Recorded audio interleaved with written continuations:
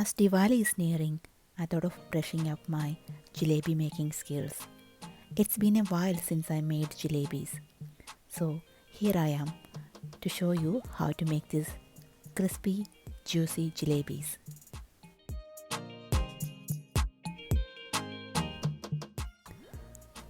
I'm not using any food color to color my jalebis, so I'm using saffron. I've soaked the saffron in 2 tablespoons of warm water, and now I'm adding the saffron into 8 tablespoons of yogurt. Now I'm going to blend this until the saffron and yogurt is well combined and becomes a smooth paste.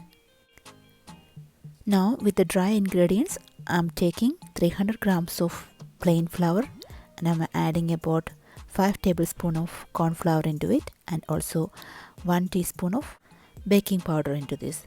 Now I'm also adding this yogurt saffron mixture which I have made earlier and also enough water to make it a smooth paste. Do not add too much water and make it too runny as it will be really hard to make the jalebis.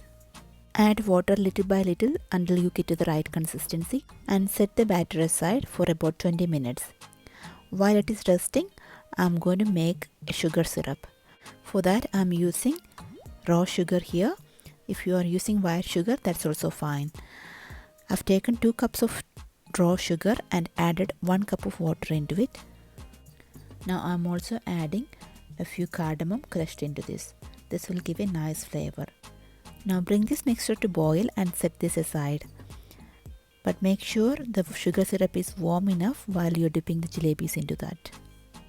As the batter is ready now, I'm going to transfer this into a piping bag with a round small nozzle. And now I'm going to set this aside and heat up the oil. We need enough oil to deep fry the jalebis.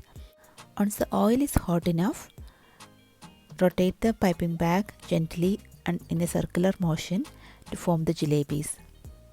Now repeat this process until all the batter is finished and make the jalebis. Make sure you cook both sides evenly.